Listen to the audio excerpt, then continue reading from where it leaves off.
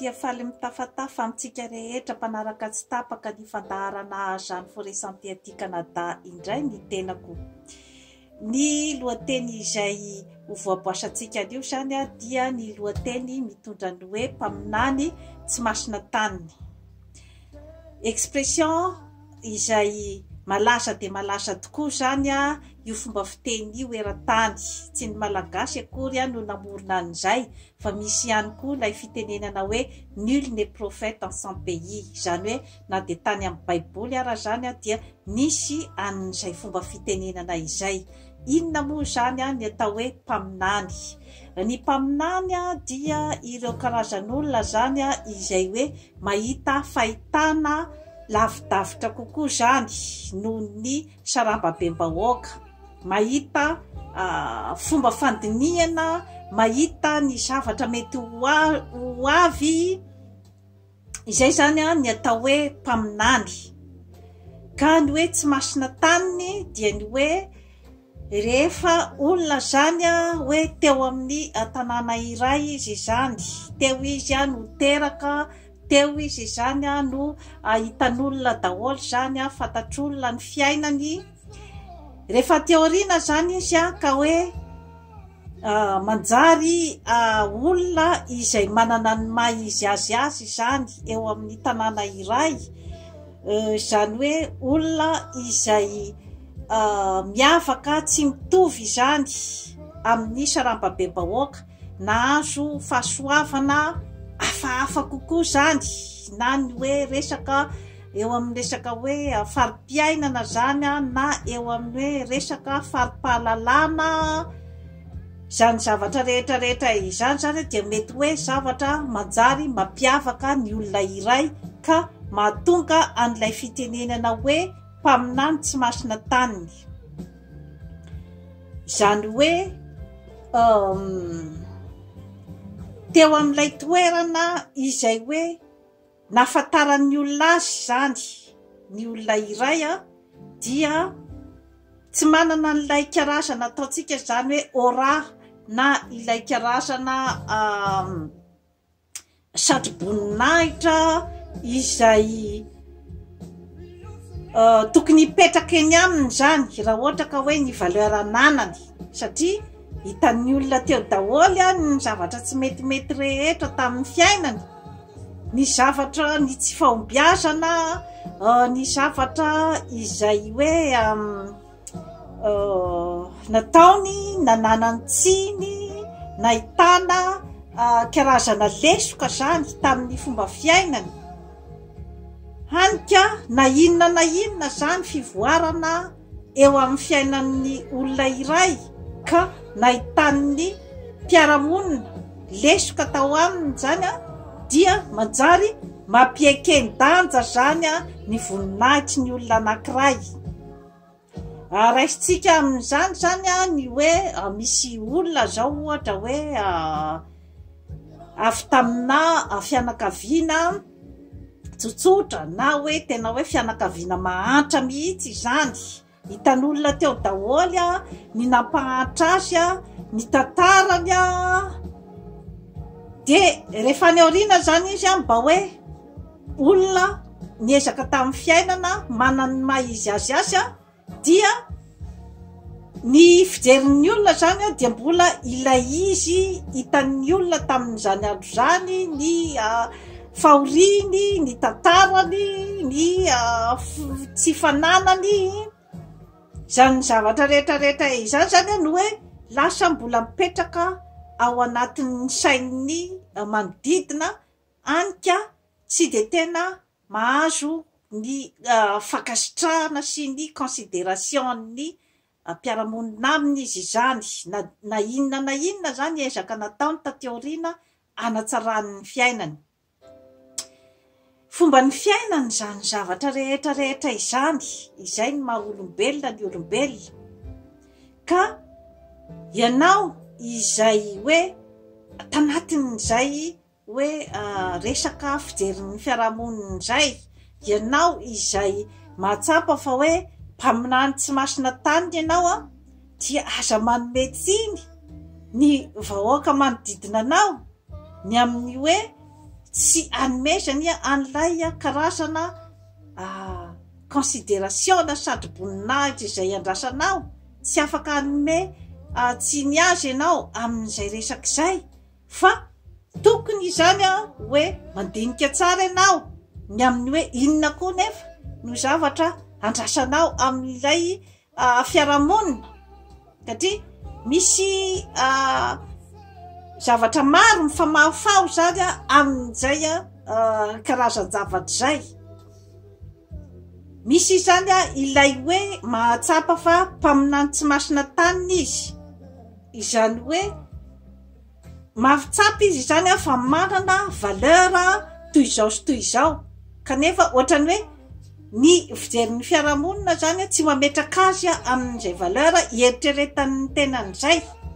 noho ny antony maro samihafa izay efa notany saiko teo. Tsy afaka zany ny hoe anometsiny ny fiarahamonina amin'izay zavatra izay, fa izay fomba zavatra. Nefa koa ny fiarahamonina koa tokony ihany koa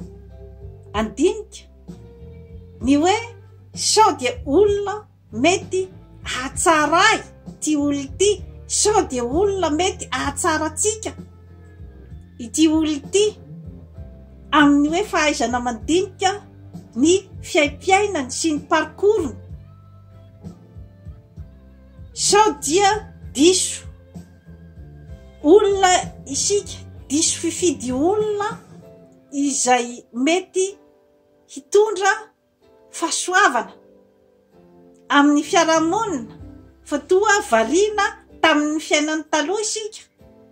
to tsy mametraka azy amin'ny toerana tokony hisy azy. Zay zavatra zay zany dia hoe ny rotota zany no mila mandinika an'izay zavatra zay. Ka io zavatra io zany dia miditra foana ny ao anatin'izay atao hoe fikojana ny personnalité. Ianao izay voakasika izay hoe mpaminany tsy masina tanina izay dia aza mijanona fotsiny amin'ny hoe andeha anometsiny ny olona manodidina anao. Misy dikany koa matoa tsy manome an'ilay karazana considération ary tokony ho fantatra koa hoe considération inona moa zany no tadiavinao, karazana fakasitrahana manao ahoana no tadiavinao amin'ny mpiarahamonina anao, amin'ny mpiarahamonina aminao, satria io koa mantsy zany dia mila fandinihan-tena koa ny amin'izay zavatra zay, ny amin'ny hoe moa ve tena manana an'izay hoe karazana qualité izay tokony andrasanao amin'ny mpiarahamonina zay ve ianao, sa ianao no mieritreritra ny tenanao fa mendrika an'izay ianao. Ka zany zavatra rehetra izany zany dia zavatra hoe volavolainao ao amin'ny tenanao, zay zavatra rehetra zay, ny amin'ny hoe mahay mipetraka koa amin'ny plasin'ny olona mijery anao, manodidina anao ianao, satria ny mpaminany tsy masina tany dia karazana préjugé, izany hoe fitsarana dia ny mialoha zany ny olona iray arakaraky ny nahitana azy teo aloha. Ka anjaranao zany izay mipetraka amin'izay plasin'izay hoe mpaminany tsy masina taniny zay no mamolavola zany ny personnaliténao sy ny manam-pirofo amin'ny olona manodidina anao fa mpaminany ianao. Zava-dehibe izay zavatra rehetra izay, satria raha ohatra matsy izany ianao tsy miezaka zany ny ampiseho amin'izay hoe potentiel ao aminao zay amin'ny olona manodidina anao, tsy miezaka ianao zany ny hoe hampafantatra ny olona ny zavatra hainao sy ny kapasité anananao, izany zavatra rehetra izany dia hitan'ny olona eny foana fa mety misy ny karazan'olona izay hoe tsy hijery afa-tsy ny zavatra tsy mety tany aminao, tsy jery afa-tsy ny tantaranao. Misy zany zavatra zany amin'ny fiainana kanefa ireo hoe karazan'olona izay tsy mijery afa-tsy ny lafiny ratsy ireo ianao koa no afaka mijery hoe firy ny isany, satria tsy terenao koa ny olona ny akasitraka anao, tsy terenao koa ny olona ny hoe mijery ny lafiny tsara any aminao, droany tsirairay zay zavatra zay, fa ianao koa zany no tokony hijery amin'ny fo sy saina tsy miakatra ny hoe atononay ve ity toerana izay eritreretiko fa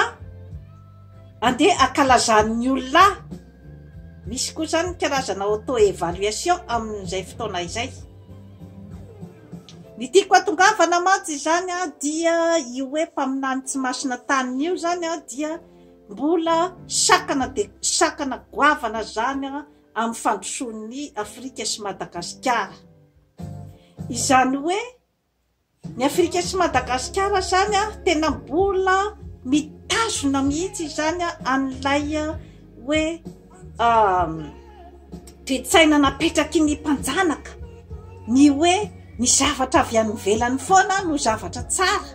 ny olona avy any ivelany no olona tsara, fa raha vao hoe zavatra ao atoerana zany na olona tao atoerana zany dia ahitana foana karazan-javatra, ahitana foana lesoka.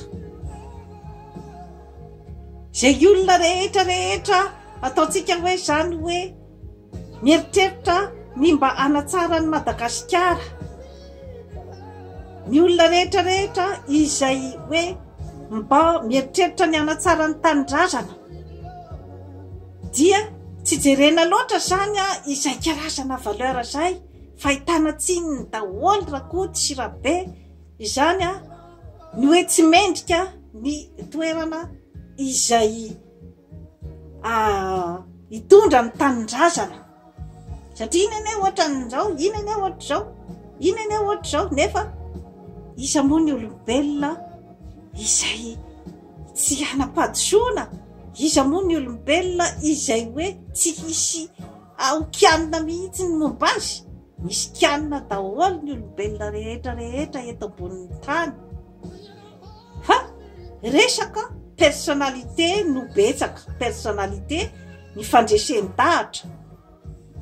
Eo amin'ilay fandreseni-dahatra koa nefa hoe inona koa ilay fandreseni-dahatra izay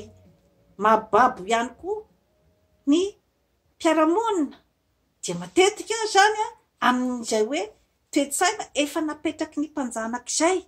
hoe ny avy any ivelany ihany no tsara, izay zavatra avy any ivelany ihany no mahomby, dia inona moa ny zava-misy. Fa rehefa anolotra président de la république ohatra zao ny Afrika sy Madagasikara, dia izay mamofopofona napetraky ny mpanjanaka,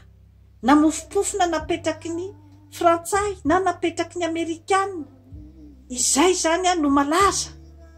anka miazakazaka daholo zany izay rehetra te hitondra fankatoavana ao amin'ny tanindrazana, amin'ny mpiarabelona, miezaka daholo zany hitondra n'izay fofopofona avy any amin'ny amerikanina sy ny fofopofona avy any frantsa izay.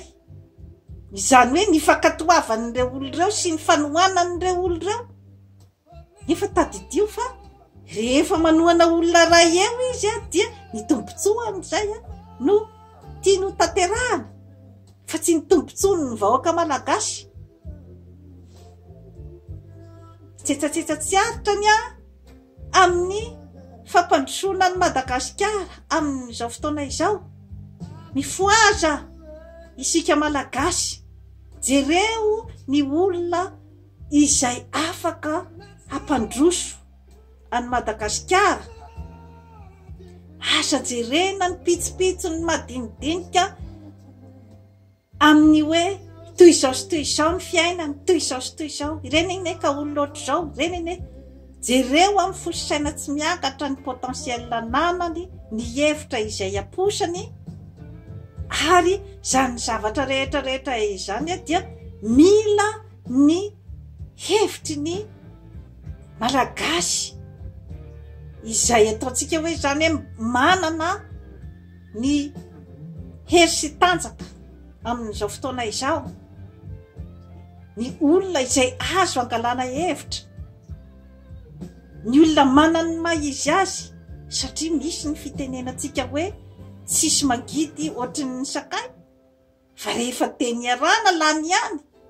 rehefa misy zany ny teny arana avy amin'ny malagasy tsy vaky volo amin'izao fotoana izao zany ny hoe jerefa na ny maromaro triraisana rehetra ny amin'ny momba ny olona iray dia ataoko angamba fa any no tokony hitondrana ny zavatra rehetra amin'izao fotoana izao satria ny tsy fananana fitokisantena ihany age no mahatonga any hoe tsy maintsy olona izay mitondra vola be avy any napetraky ny frantsay na izay mitondra vola be avy any napetraky ny amerikana nefa tsisy hevitra izay misongadina akory ny hoe ampandrosoana ny tanindrazana ny foaza isika malagasy efa 2020 zao ny manampahaizana rehetra eran-tany mba mifoaza mba manome hevitra hoe ahoana nitondrana an'ity Madagasikara ity ny mpaminany rehetra any amin'ny tany mandroso dia mpaminany hitan'ny olona teo daholy ny nahalehibe azy olona hitan'ny olona teo daholy ny fombafomba fiainany sy ny anina fa zany hoe mba misy zany ny fandanjalanjana ny amin'ny hoe ny pitsopitsony ny ohatran'izao mba tsy ataontsika hoe ity no mibahana zany amin'ny momba n'ity olo ity fa rehefa hoe olona mety havita zavatra izy zany dia mba toany zavatra ny olona rehetra na havita zavatra reny nisy zavatra tsy mety daholy nisy zavatra tsy nakasitrahany fiarahamonina ny zavatra nataony zay kosa aloha tsy midika hoe zavatra grave be toy ny hoe fangalarana vola be sy ny hoe fanaovana fihetsika tsy mahomby manoloana ny fiarahamonina fa ny hoe kipitsopitsony madinidinika tsy misy olombelona izay hoe de adio tanteraka zany ny momba ny fiainana fa rehefa mba misy kosa zany ny hoe laniny be sy ny maro laniny maromaritra iraisana zany no atolotra hoe ity olo ity zany no laninay dia amin'izay fotoana izay angamba dia hety ny fampandrosoana ny Madagasikara kisa moa no milaza amintsika hoe reny Mao Tse-tung reny de hoe tsy nisy pentina mihitsy tsy sokianina ny fiainany isa moa no milaza amintsika fa hoe ry Kim Il Sung Kim Jong Il de tsy nisy zavatra okianina mihitsy ny momba azy fa hoe rehefa hitan'ny ny vahoaka fa ity olo ity no ampandroso anay ity olo ity ary hitan'ny profoko fa tsy hoe resaka tombatombana fotsiny koa hitan'ny profo tsara mihitsy koa ny zavatra ataon'ilay olona dia mba avela any ny pitsopitsony amin'ny ina ene ka ohatran'izao ina ene ka ohatran'izao ina ene ka ohatran'izao fa mba ny mpiray tanindrazana no hoe mahafantatra hoe tena ny sonitra ny farim-piainanay vahoaka tena nahatsara anay nahatonga anay iaina ohatry ny olombelona ity olo ity de mba avelany izay pitsopitsony rehetra ny amin'ny hoe mpaminany tsy masina taniny teny atsipy ho an'ny manam-panahy zany zavatra rehetra izany ka ambavahomana ampomeritreritra satria eo tsika zany a iodikodina eo foana iodikodina eo foana ny amin'ny hoe iza zany a no olona iny kosa aloha zany de hoe tsaraina amin'ny zavabitany sy ny toetrany satria raha ohatra kosa moa zany hoe misy ny hoe de tena hoe fangalarana bevava misy ny fivarotana tanindrazana zay mibaribary ny fahatran'ny vahoaka ao anatin'ny fahatrana magitsokitsoka sy ny kere zay zavatra zay kosa aloha zany a amiko de ny hoe tsy tokony hoeritreretina ny fitohizan'izay ka dia réflexion foana karazana réflexion ampieritreritra antsika malagasy zany a no apetrako eto azo atao matezitra n'iza fa tsakotsakoy adiadio hoe inona ny hevitra tiana ambara fa ny hevitra tiana ambara dia ny atsara ny vahoaka malagasy ny atsara ny fiainan'ny mpiray tanindrazana dia toy izay sy toy izay indray no azo natolotra anao an'io manaova abonnement amin'izany forêt santé aty Canada fa anatsara ny fiainanao ary tsy dio matetitetika ny site web jeanneforêtsanté.com fa anatsara ny fiainanao ary hitondra hasambaranao anao. Bye bye.